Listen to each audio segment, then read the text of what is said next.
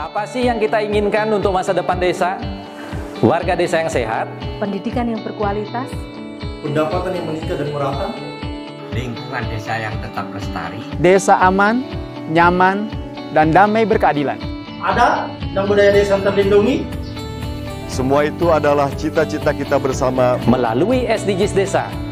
bergabungan dengan seluruh warga sedunia. Melangkah maju, mewujudkan cita-cita bersama. Desa-desa di Indonesia telah menapaki kemajuan. Butuh kebayaan yang tetap terjaga.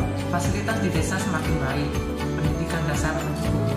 Akan tetap kita tidak boleh lengah, sebab masih banyak tantangan yang menghadapi. pengangguran pemuda desa. Pengangguran pemuda desa harus diatasi. Penurunan kemiskinan desa harus lebih cepat lagi. Kebakaran hutan harus dihentikan. Kekerasan terhadap perempuan harus dihilangkan. Pekerjaan-pekerjaan yang belum usai ini harus kita tuntaskan. Jadi, mari berdiri. Mari berdiri. Mari berdiri sebaris. Berjajar bergandengan tangan. Melukis kuntul baris. Mewujudkan cita-cita kita bersama. Dan pastikan Tidak ada satupun warga desa yang tertinggal di belakang. Mari membangun Indonesia dimulai dari desa. 18 tujuan untuk mewujudkan desa yang lebih baik.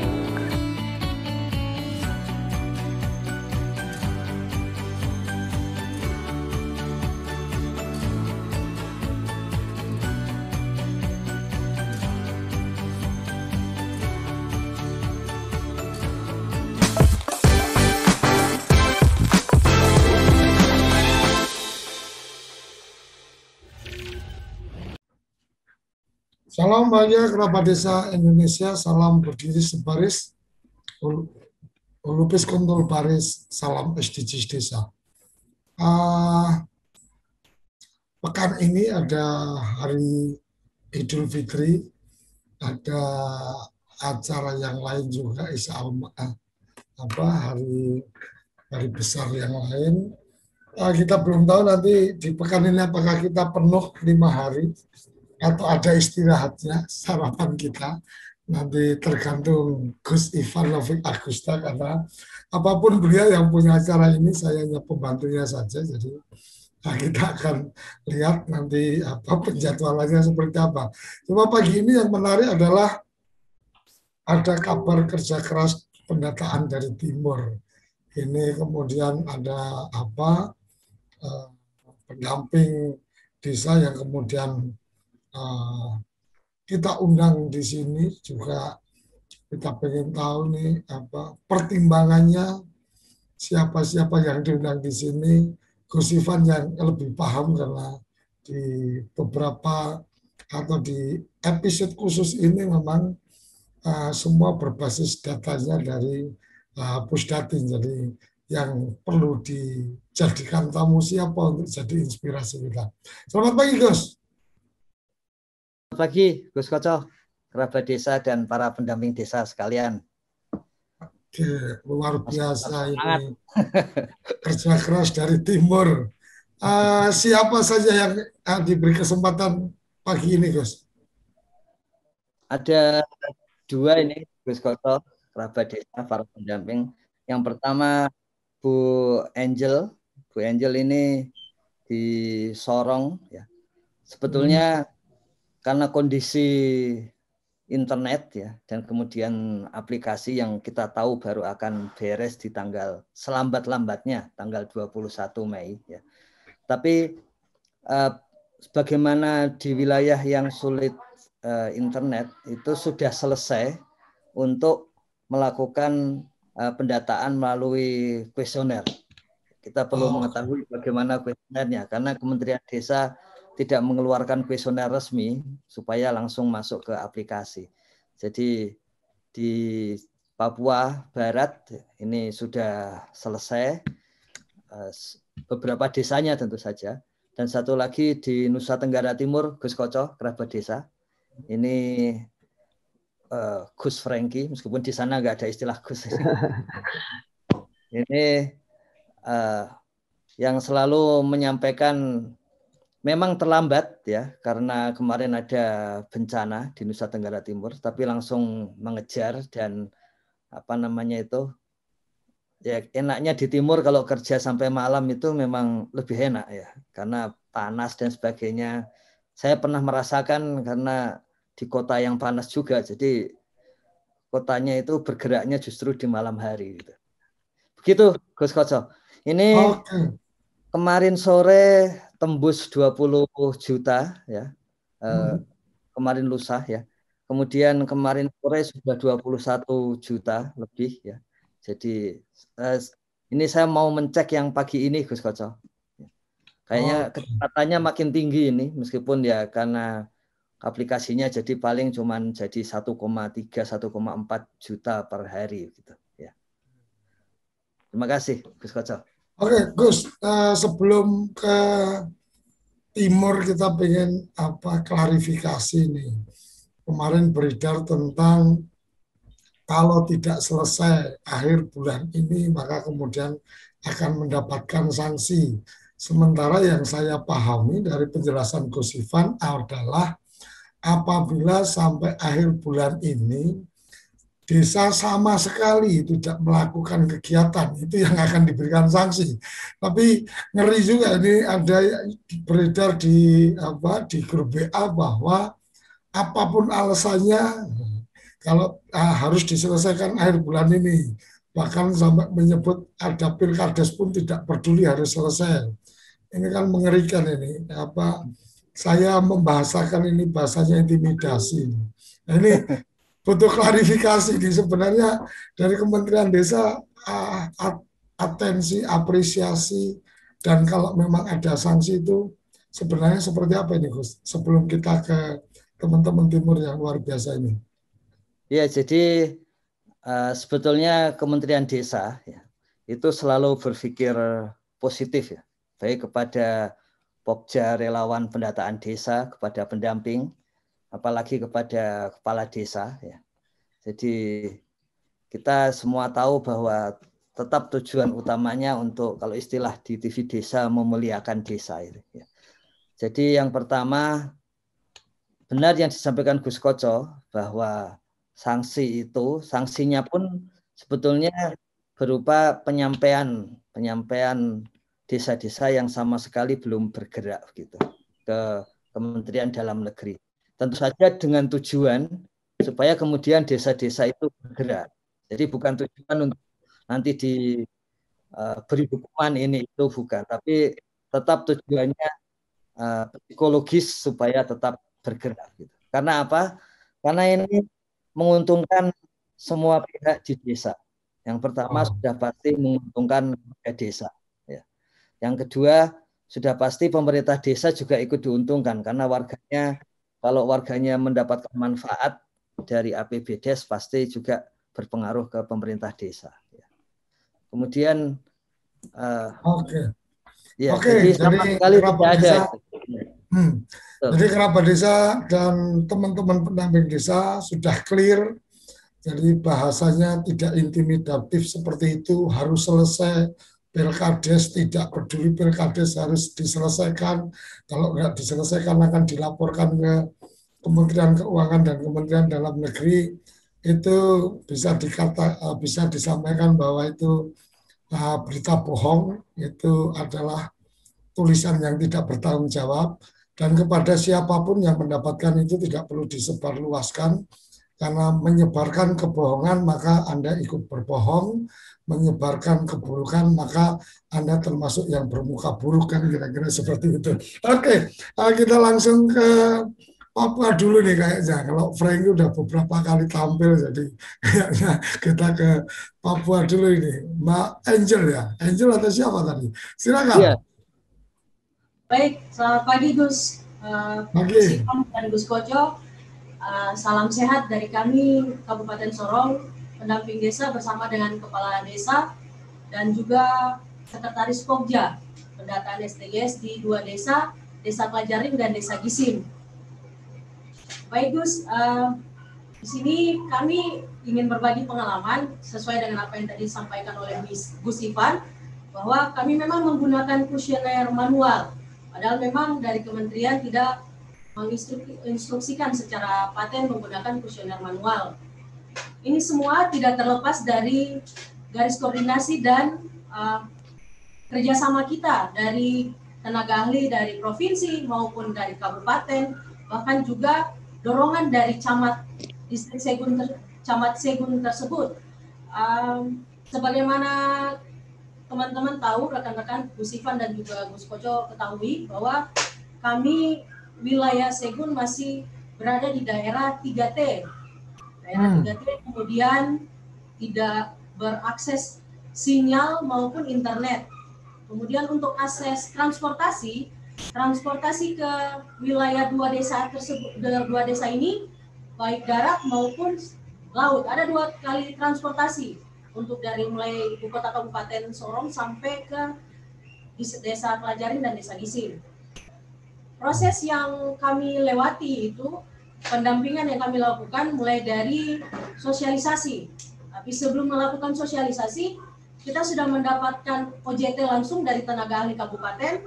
Setelah itu saya bersama rekan saya PDTI dan juga bersama dengan camat, kita melakukan sosialisasi SDGs, IDM berbasis SDGs dilakukan di ibu kota kecamatan yang dihadiri oleh 9 desa, perangkat desa, kepala desa, dan juga Bamuskam. Kemudian kita melakukan dari desa melakukan musyawarah untuk pembentukan Pokja. Setelah itu baru kita mendampingi untuk melakukan BIMTEK kepada Pokja relawan pendataan SDGs. Dan kemudian dibantu camat, koordinasi dengan camat membantu bersama dengan Capil untuk data-data desa yang masih kekurangan. Ada data desa dari penduduk desa yang masih berproses, dibantu pendataannya, dilengkapi adminduknya dan diserahkan langsung kepada pemerintah desa tersebut. Setelah itu Pokja melakukan pendataan ke rumah masing-masing. Waktu kegiatan sosialisasi sosialisasi itu dilakukan tanggal 6 April. Nah, kita punya target plan selesai pendataan itu tanggal 30 April. Pendataan SDGs untuk 9 desa. Nah, untuk saat ini yang tepat selesai sudah selesai sampai hari ini baru 7 desa. 2 desa masih melakukan pendataan karena masih ada koreksi di pendataan individu. Kesulitan yang riskan yang masih kita temui sampai saat ini, tapi tidak mematahkan semangat Pokja dan desa itu yang pertama itu Gus, anggarannya sampai sekarang anggaran untuk pendataan SDGs belum ada untuk 2 desa ini, tapi tidak mematahkan semangat untuk Pokja relawan melakukan pendataan, bahkan sudah penginputan. Kemarin waktu aplikasi setelah diupdate ke versi 1.8, masih ada terdapat 3 desa yang tidak terdapat namanya. Contohnya desa Pelajaring.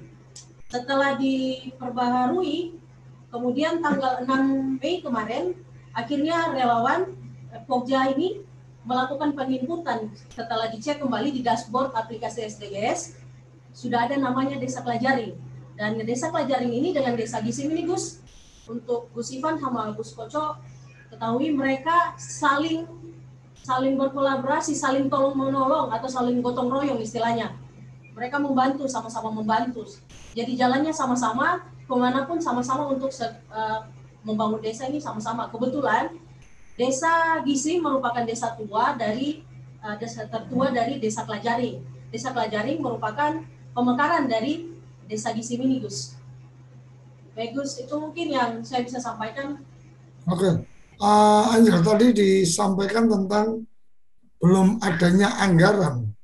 Ya, kalau Gus. tidak salah kan untuk Pokja relawan ini kan anggarannya dari desa, dana desa. Ya, Apakah Gus. memang belum cair dana desanya atau bagaimana?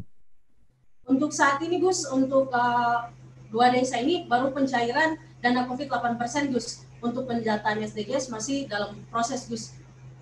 Oh, artinya artinya tetap memang sudah teralokasi, hanya belum Ya, kemudian sudah teralokasi. teman-teman bisa mendapatkan, kira-kira kayak gitu ya. Ya. Oke, mungkin ada tambahan dari teman-teman yang lain atau Angel, masih ada yang ingin disampaikan? Silakan. Mungkin dari Pak Kampung boleh, Pak Desa boleh, Pak. Ya, Pak Desa, silakan. Apa kabar? Ya. Selamat pagi, Urus. Pagi. Saya Kepala Kampung Pelajarin, Kabupaten Riau. Ya. Seperti apa yang disampaikan oleh pendamping tadi, ya itu memang real nyata di lapangan. Ya, kita dua kampung ini saling kerjasama dan didukung dan dibantu. Artinya kerjasama ini bukan saja dua kepala kampung, tapi dari camat bahkan pendamping yang ada dan tim kerja yang ada untuk kami melaksanakan kegiatan pengisian formulir SDGs. Nah, dengan demikian kerjasama ini maka tercapailah kita punya SDGs yang mana akan kita lakukan di kampung ini bisa berjalan dengan baik. Nah, dengan demikian jangkauan kedua kampung ini agak sulit dan jauh dari kabupaten. Ya, sekitar 80 kilo. Itu kendaraan kita ada 2 transportasi. Dari darat bahkan di laut. Ya, seperti itu. Ya, artinya dalam hal ini yang dapat kami laporkan geografis di lapangan kedua kampung seperti itu. Terima kasih. Oke, terima kasih Kepala Kampung. Ada yang lain, Kepala Kampung yang lain atau Sekretaris Pokja tadi atau siapa? Kalau ada yang ingin disampaikan, silahkan mungkin berbagi pengalaman atau berbagi cerita untuk jadi inspirasi pada teman-teman desa yang lain di Indonesia. Silakan. Baik, selamat pagi, Gus. Pagi. Ya, saya dari Sekretaris Pokja. Perkenalkan, nama saya Sergio Kayaro dari Sekretaris Pokja Kampung Pelajarin. Oke. Ya, Gus, perlu saya menyampaikan, menyusuri apa yang disampaikan oleh pendamping dan sekaligus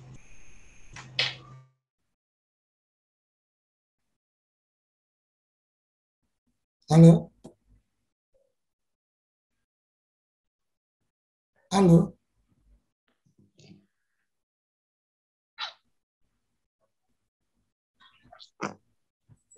Halo. Halo, Sarah. Sepertinya gangguan sinyal.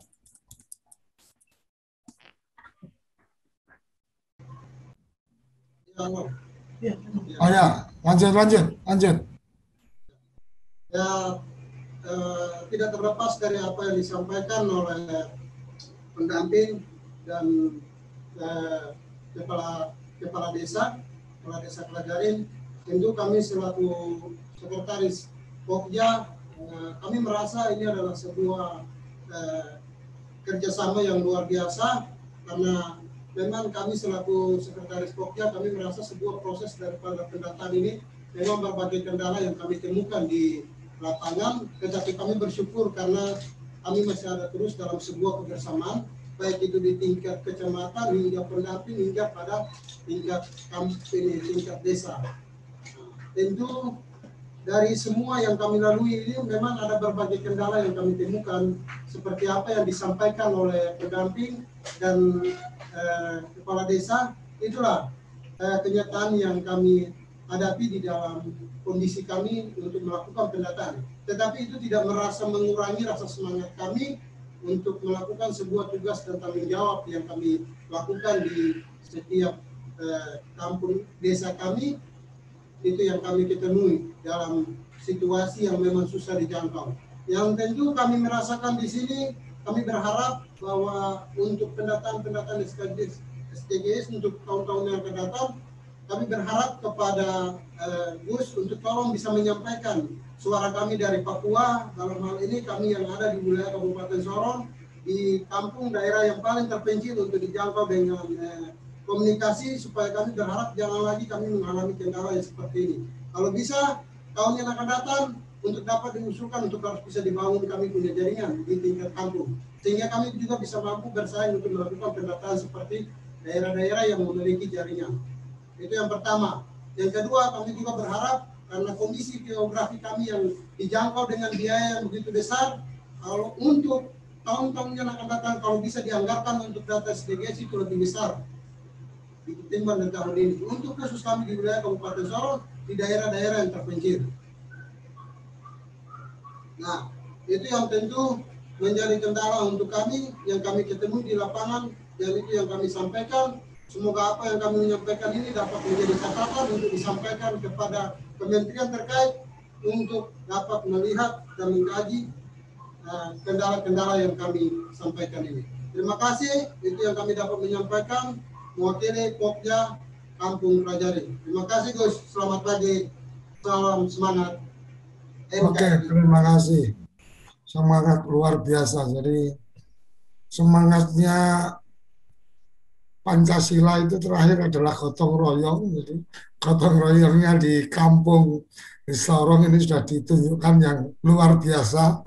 Cuma mungkin kalau dari Sekretaris Pokja tadi gotong royong sudah, tinggal gotong royongnya support dari Kemendes nih kayaknya yang diminta untuk akses internet dan anggaran khusus untuk transportasi. Gitu ya, Sekretaris Pokja ya. Oke, dipahami. Oke, jadi memang kondisi geografis kita, kondisi akses internet kita yang memang masih belum tuntas itu memang menjadi catatan penting ketika kemudian kita membawa dalam gerakan untuk digitalisasi. Masih ada yang ingin ditambahkan dari Sorong sebelum ke Franky? Silakan Pak Kepala Kampung atau yang lain. Silakan. Baik, terima kasih. Selamat pagi, Gus. Pagi. Ya, ini dari Kepala Kampung Gisim. Oke. Dari Padang disampaikan oleh pendamping dan Kepala Kampung Pelajari. Karena kami dua kampung ini, dua desa ini kerjanya bersama dengan jangkauan juga dari kampung karena melakukan kenyataan yang sangat kondisi kampungnya di sana untuk jangkauan juga dari kampung ke kota itu jauh. Ya, yang mungkin ya saya telusuri bahwa kami dua kampung akan kerja bersama untuk melakukan pendatangan di sana untuk jangkauan. Ya, mungkin saya rasa ya mungkin ya seperti itu apa yang disampaikan oleh Kepala Kampung Pelajari dan Sekretaris Pok ya, yang mengatakan bahwa itu sudah yang kita alami, alaminya seperti itu. Ya mungkin seperti itu, mungkin saya tidak bisa berbicara yang jadi itu yang saya sampaikan bahwa kami di sana itu mengalami karena kesulitan itu yang pertama masalah jaringan yang untuk kita melakukan.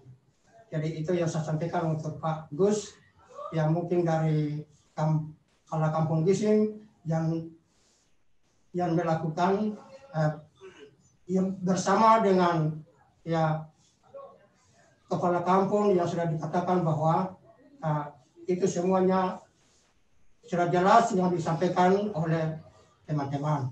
Itu saja mungkin yang saya sampaikan dan terima kasih. Oke, terima kasih. Luar biasa ini.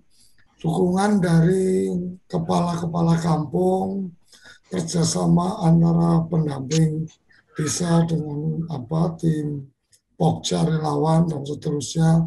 Ini patut menjadi contoh untuk kita semua bahwa hambatan, rintangan itu adalah tantangan. artinya tantangan yang harus diselesaikan, bukan kemudian dilihat sebagai sesuatu yang harus dikeluhkan, karena berkeluh kesah itu tidak menyelesaikan masalah. Jadi ini semangat yang luar biasa teman-teman dari Sorong. Nah, kita terima kasih sudah berbagi cerita dan semoga Jakarta, Kalibata paham betul bahwa ada kebutuhan tentang akses ketika bicara digitalisasi. Ada kebutuhan tentang geografik, kondisi geografis yang berbeda. Jadi jangan melihat Jakarta yang banyak jalan tol, banyak jembatan, nggak ada sungainya, dan seterusnya. Tapi di daerah-daerah banyak sungai-sungai yang tidak ada jembatannya, yang kemudian tidak sesederhana akan berhubungan dengan komunikasi seluler dan seterusnya begitu mudah. Kira-kira itu menjadi catatan kita bersama, dan semoga ke depan ini akan menjadi catatan-catatan yang menjadi perhatian ke depan, karena ketika sudah bicara tol langit, maka sebenarnya ibarat kata ada jalan tol itu kita bisa pakai kalau kita punya mobil. Kalau mobilnya aja nggak ada, ya jalan tol itu nggak ada gunanya kan gitu. Nah, apalagi daerah-daerah yang memang kemudian sangat bisa diakses, hanya kemudian bagaimana perangkat pendukungnya bisa disupport dari kementerian atau dari kementerian-kementerian terkait, karena ada Kominfo, ada Kementerian Dalam Negeri, ada tadi disampaikan tentang Dukcapil, ada kerjasama, itu kan berarti Kementerian Dalam Negeri, dan juga Kementerian Desa pastinya. Angela, ada yang ingin ditambahkan? Kok udah pegang mic lagi? Silakan. Silakan kalau masih ada yang ditambahkan sebelum saya ke Frankie. Kalau saya sih, Gus, tambahan mungkin memberikan semangat saja buat Pokja dan desa-desa yang lain, dan juga teman-teman pendamping, khususnya teman-teman pendamping di Provinsi Papua Barat, dan juga teman-teman pendamping secara lebih khusus lagi yang ada di Kabupaten Sorong, karena memang lokasi kita masing-masing, letak geografis masing-masing kampung atau masing-masing desa kami ini berbeda-beda, tapi memang masih dalam jangkauan yang cukup sulit, Gus. Jadi bagi teman-teman tetap semangat, dan juga bagi teman-teman TPPI seluruh Indonesia tetap semangat. Dan untuk Gus Ivan, terima kasih juga untuk semangat yang kampung ini lagi, Gus. Saya menyampaikan lagi bahwa semangatnya kampung ini memang sangat luar biasa, Gus. Meskipun memang belum ada, memang sudah dialokasikan tapi belum pencairan, tapi semangatnya mereka untuk bagaimana caranya melakukan pendataan dengan kuesioner manual ini, pemerintah kampung menggunakan operasional kampung tahun sebelumnya. Operasional tahun 2020, untuk kemudian dari desa, dari akses dari kampung menuju ke tempat, ke Kabupaten Sorong, ibu kota Kabupaten Sorong itu Aimas, itu memakan anggaran yang sekali turun itu 4 juta. Jadi mereka turun menggunakan memperbanyak kuesioner ini, kemudian kembali lagi naik melakukan pendataan. Dengan setelah melakukan pendataan, mereka punya target plan. Gus, izin, sebenarnya ini 2 desa ini besok sudah naik kembali ke desa untuk melakukan kegiatan pencegah desa siaga COVID. Karena mereka sudah cair COVID 8%, tapi karena terkait dengan informasi Zoom meeting ini, karena memang dorongan mereka punya kampung punya semangat, desa punya semangat yang sangat luar biasa. Akhirnya saya koordinasi dengan mereka untuk, Pak, jangan dulu naiklah, kita sharing lah inilah, karena ini kan tanpa lepas dari kerjasamanya semangatnya Pak Kampung, pemerintah kampung, dan juga relawan Pokja. Seperti itu, Gus. Jadi bagi teman-teman desa yang lain, desa-desa yang lain tetap semangat, dan juga teman-teman pendamping tetap berproses. Semuanya sudah disediakan oleh Tuhan. Terima kasih, Gus. Oke, terima kasih. Jadi ini sama seperti yang kemarin kita temukan juga, bahwa ketika ada kendala, ketika ada hambatan tentang bagaimana akses internet dan seterusnya, maka solusinya adalah menggunakan cara manual, artinya menggunakan kuesioner dan seterusnya, lepas dari kesempurnaan data dan seterusnya, karena memang kalau di kuesioner mungkin akan sangat banyak sekali lembarnya. Mungkin karena Kementerian Desa sendiri juga tidak menerbitkan kuesioner, akhirnya itu menjadi inisiatif dari teman-teman, dan saya yakin setidaknya semangat untuk menyelesaikan itu menjadi catatan penting atau menjadi poin penting. Terima kasih untuk Angel dan teman-teman di Sorong. Kita langsung ke Frankie sebelum nanti kita akan mendengar respon dari Gus Ivan. Silakan Frankie, bisa berbagi cerita tentang bagaimana menginisiasi, mendorong, memberikan semangat teman-teman untuk bisa menyelesaikan atau mendukung agenda dari pendataan SDGs ini. Silakan, Frankie. Oke, baik. Selamat pagi, Gus Koco. Selamat pagi, Gus Ivan. Dan juga selamat pagi, kerabat-kerabat desa, para pendamping desa, Bapak Ibu Kepala Desa yang hadir dalam kegiatan ini. Selamat pagi, salam dari Timur, salam dari NTT, khususnya Kabupaten Timur Tengah Utara. Saya di sini sekedar untuk mau sharing pengalaman saya sebagai pendamping dalam mendampingi 11 desa dalam melakukan kegiatan pendataan SDGs. Sampai dengan saat ini, dari 11 desa dampingan saya di Kecamatan Insana Barat, Kabupaten Timur Tengah Utara itu, yang sudah menyelesaikan kuesioner manual itu ada 7 desa. Dan yang sudah lanjut sampai dengan penginputan di aplikasi SDGs versi 1.8 itu sudah 7 desa. Dan ada 2 desa yang sudah selesai inputan kuesioner, inputan survei individu dan juga keluarganya. Desa-desa yang lain sebentar saya nanti akan share screen, kan saya bisa langsung dengan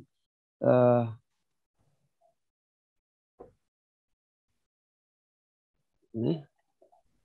Oke, ini sedikit gambaran terkait dengan kegiatan pendataan yang saya lakukan pendampingan.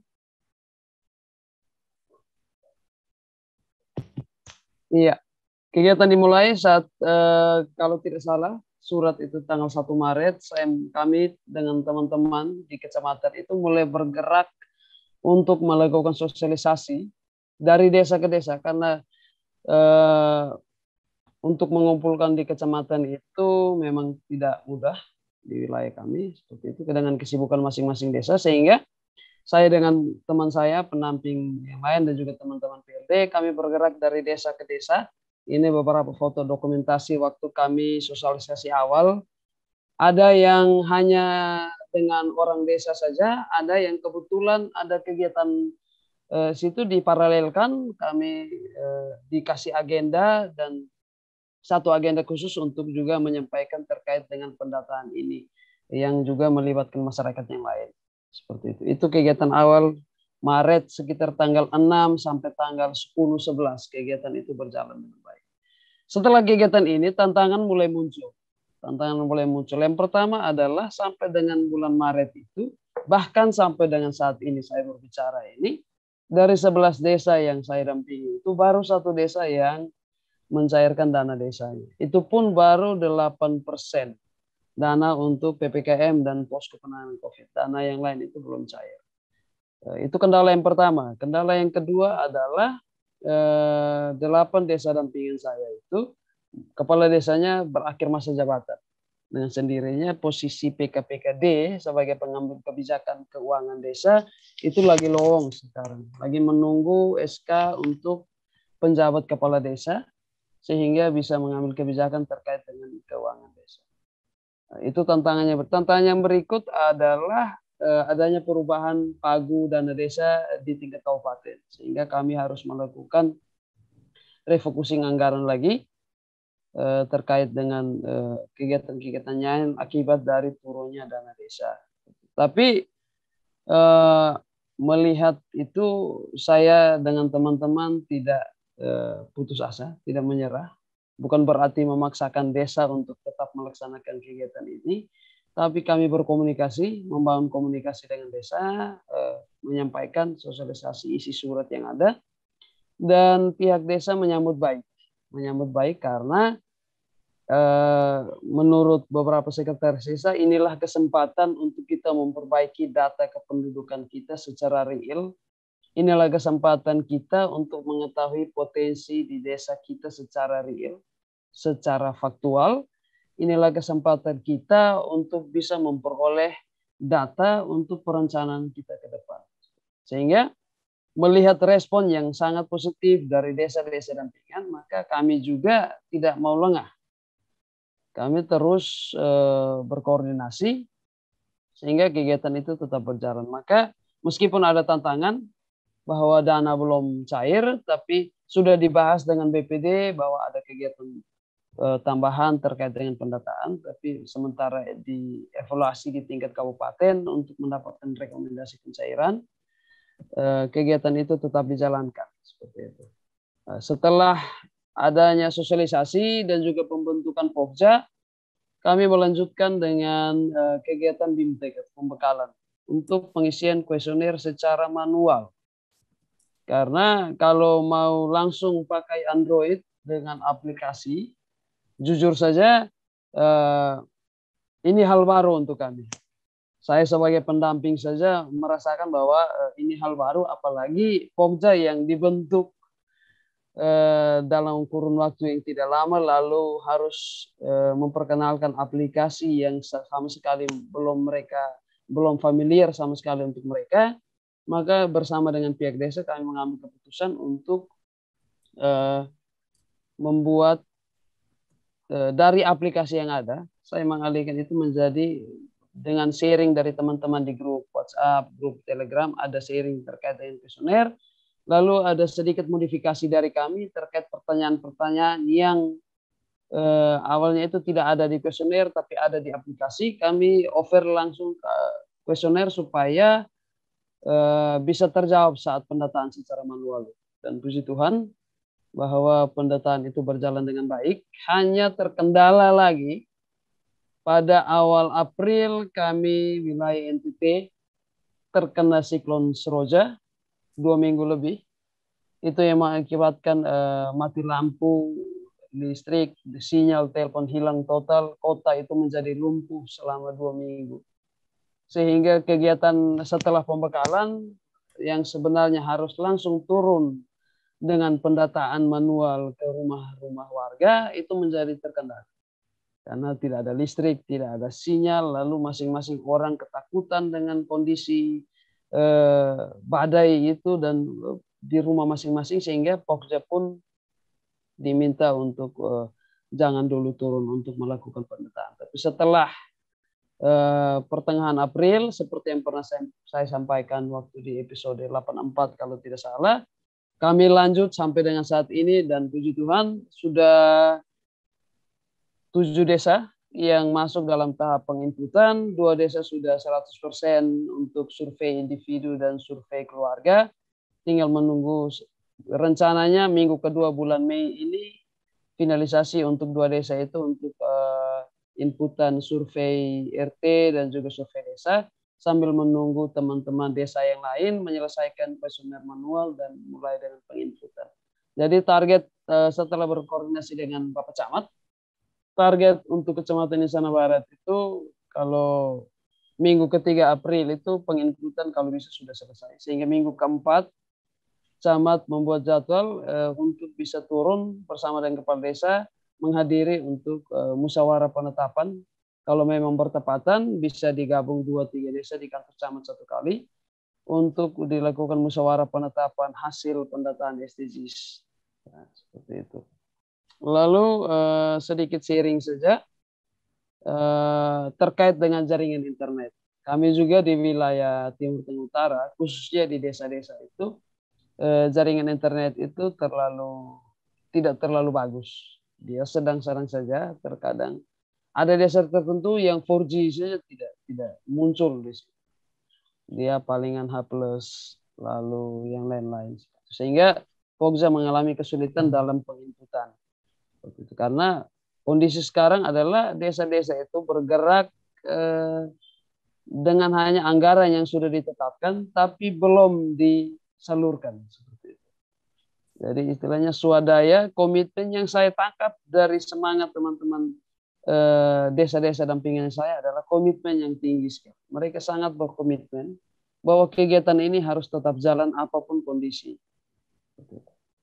Segala cara, segala komunikasi dibangun untuk bisa membantu segala kebutuhan, keperluan untuk pendataan itu bisa jalan.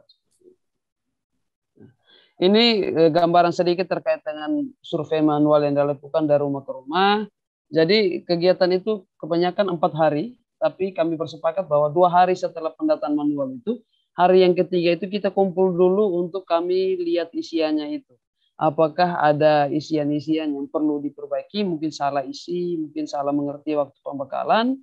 Kami sebagai pendamping turun untuk melihat lagi isian oleh para enumerator ini, apakah isian di kuesioner itu sudah sesuai dengan yang diinginkan atau tidak, atau sudah sesuai dengan maksudnya atau tidak, sehingga hari ketiga dan hari keempat mereka melanjutkan dengan kesalahan yang tidak terlalu besar seperti itu. Nah, setelah kegiatan itu pendataan manual dan ini mulai masuk dari akhir April sampai dengan pertengahan Mei sekarang, awal Mei sekarang ini 7 desa ini sudah mulai dengan kegiatan penginputan ke dalam aplikasi. Hanya agak kesulitan untuk kami di tingkat kecamatan adalah untuk melihat hasil inputan itu karena dashboard API SDGs itu agak lemah, agak lama untuk diakses sehingga butuh waktu. Dan tadi malam saya berusaha untuk melihat hasil penginputan oleh teman-teman di tingkat desa itu, dan untuk kecamatan Insana Barat ini usaha penonot itu sudah 100% untuk kuesioner keluarga dan individunya. Lepeom sudah 80-an%, Banai sudah 70-an%, Admen 80-an%, Letda Selatan 50-an%, dan OBKC sudah 100% penginputan untuk survei keluarga dan survei individu. Hanya angka yang ada itu melebihi dari target KK dan target individu yang ada karena adanya pendobelan saat pengupload seperti itu. Hanya mau difilter atau di ini agak susah karena akses ke dashboard SDGs agak susah, sehingga saya biarkan saja, saya tampilkan saja angka yang ada sesuai dengan yang ada di dashboard. Ini kondisinya belum diedit dan dihapus untuk yang data-data yang terupload ganda seperti itu. Itu saja. Lalu saya mau tunjukkan sedikit contoh kuesioner yang saya modifikasi untuk diperbanyak oleh desa-desa untuk melakukan pendataan secara manual. Jadi saya agak perbaiki sedikit tampilannya karena yang saya dapat beredar di grup itu agak sempit lalu agak susah terbaca, sehingga saya agak kasih modifikasi lagi, dibuat dengan cara saya sendiri, lalu menambahkan beberapa pertanyaan-pertanyaan yang tidak ada di kuesioner yang saya dapatkan, tapi ada di aplikasi. Saya tambahkan ke dalam kuesioner ini sehingga tidak mempersulit kuesioner pendata saat melakukan pendataan seperti itu. Nah, jadi itu saja dari saya, dari Kabupaten Timur Utara, Kecamatan Insana Barat. Semoga bisa menjadi bahan sharing untuk teman-teman sekalian. Terima kasih, Gus. Oke, terima kasih. Sebelum kita mendengarkan komentar respon dari Gus Ivan, kita dengarkan yang satu ini. Jangan kemana-mana, tetap di Sarapan SDGs Desa. Kembali ke Sarapan SDGs Desa. Luar biasa ini dari timur, jadi Gus Ivan selalu punya cara untuk memberikan semangat. Jadi kalau yang di ujung sana aja yang akses internetnya kurang bagus, perjalanannya harus ditempuh dengan arung jeram dan seterusnya gitu kan, itu mampu menyelesaikan. Mau yang akses internetnya bagus, jalan-jalan bisa pakai motor, masih banyak mengeluh kan gitu. Ini cara lain untuk kemudian memberikan semangat ke teman-teman yang terlibat dalam satu proses besar, gerakan besar, yaitu transformasi data desa satu data dalam data digital. Ini luar biasa. Silakan Gus memberikan tausiahnya ini dari contoh-contoh timur ini, apa sebenarnya yang Gus Ivan ingin sampaikan ke teman-teman. Silakan.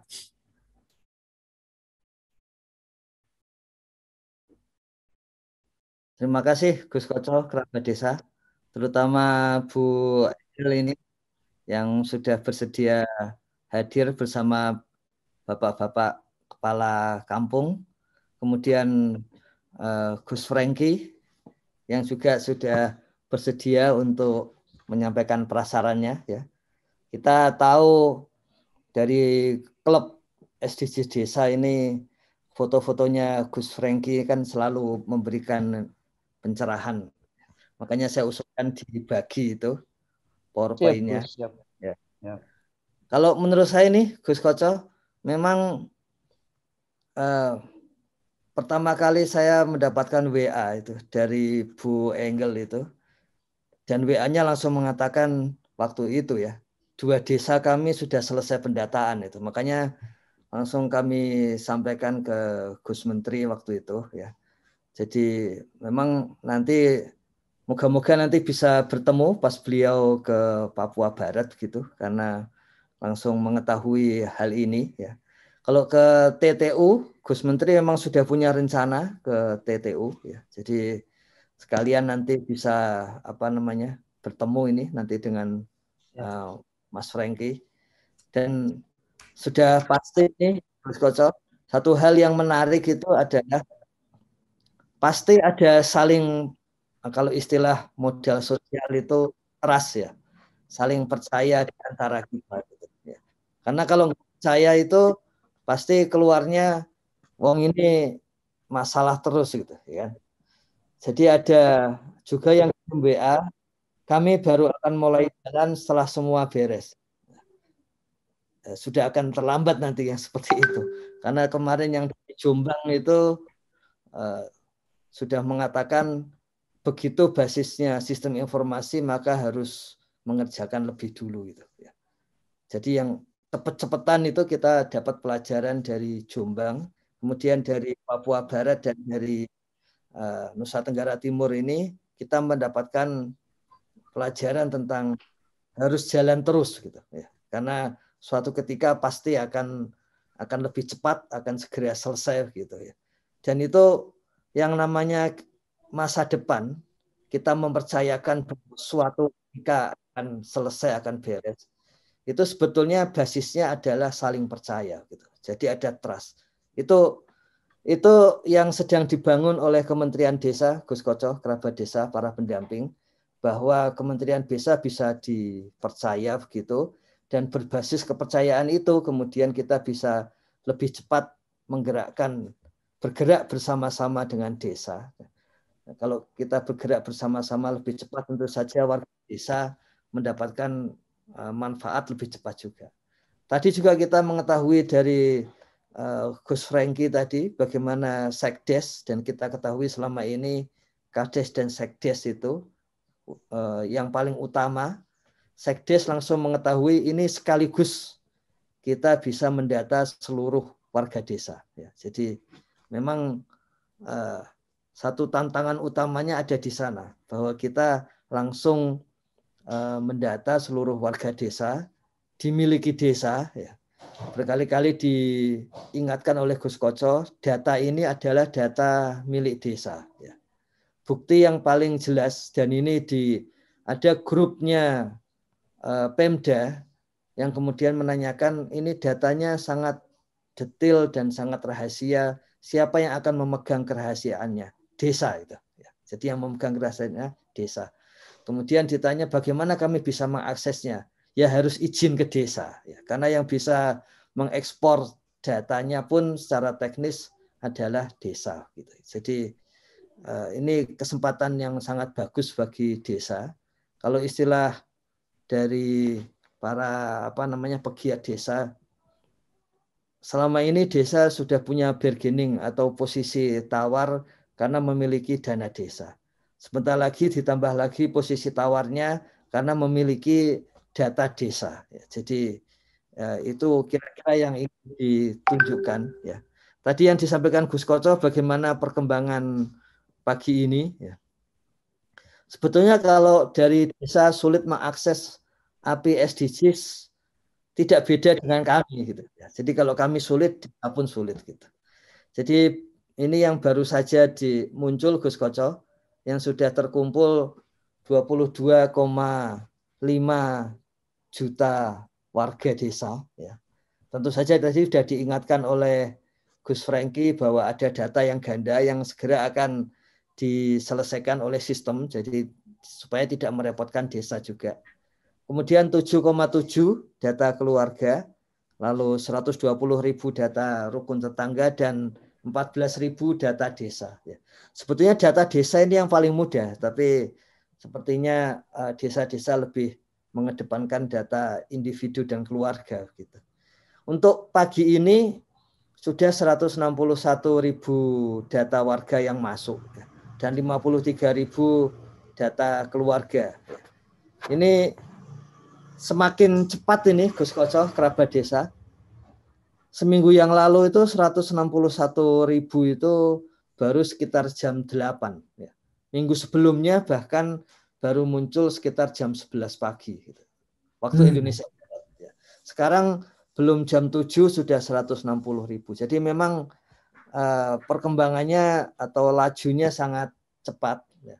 Dengan konsekuensi karena seperti kami selalu sampaikan permintaan maaf bahwa mesin yang baru sedang disusun karena mesin yang lama ternyata tidak mampu menerima ya saat ini sekitar 2 juta data per hari. Ya. Dan kalau kami ingatkan sama-sama, yang sulit tidak hanya dari warga desa. Ya. Kalau kami juga sulit. Kadang-kadang tim kami bahkan langsung masuk ke server karena itu jalan yang paling mudah untuk mencek kondisinya. Ini terima kasih kembali lagi kepada para pendamping desa. Ya. Seperti sampaikan Gus Koco, bahkan dalam kondisi yang paling sulit pun, ya, itu para pendamping tetap bersemangat mendampingi desa dan kepala desa, sekretaris desa, serta Pokja relawan pendataan desa ini juga demikian sangat semangat. Jadi tidak ada yang lebih salah dari Kementerian Desa kalau tidak melayani pendamping Kades, Sekdes, dan Pokja pendataan yang semangat seperti ini, Gus Koco. Kami baru saja mendapatkan WA dari Pegunungan Bintang yang sudah mulai pendataan dan diperkirakan akan selesai. Nanti kita lihat perkembangannya lebih lanjut. Terima kasih Gus Koco, kerabat desa sekalian. Oke. Luar biasa. Jadi ketika kita bicara tentang bagaimana kita mengembangkan database yang kemudian kita sadar bahwa data adalah aset, maka yang menjadi menarik adalah ketika ada kesadaran desa bahwa ini adalah punya desa dan ini adalah penting untuk desa. Ini yang menjadi hal yang sangat penting.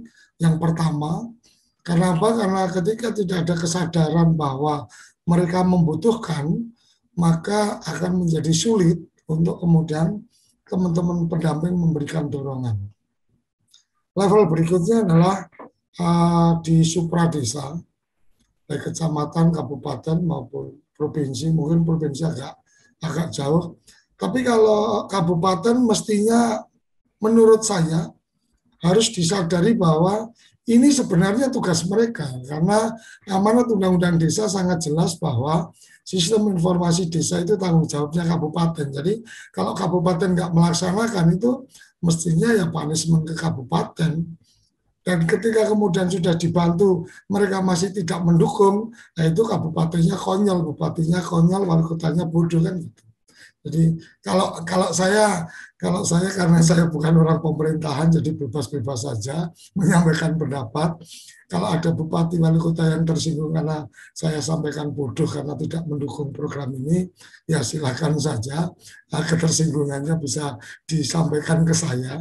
Karena memang ini menjadi tingkat yang paling penting adalah paham nggak teman-teman di supradesa ini tentang semangatnya undang-undang desa.